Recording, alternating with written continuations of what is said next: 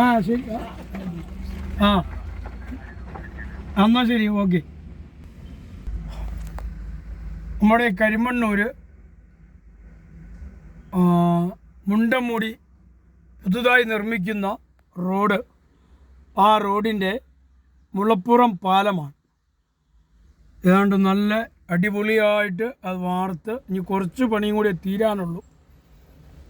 ഏതാണ്ട് ഈ വർഷം തീരുന്നതിന് മുമ്പ് തന്നെ മിക്കവാറും ഇവിടെ അത് ഓട്ടം തുടങ്ങും.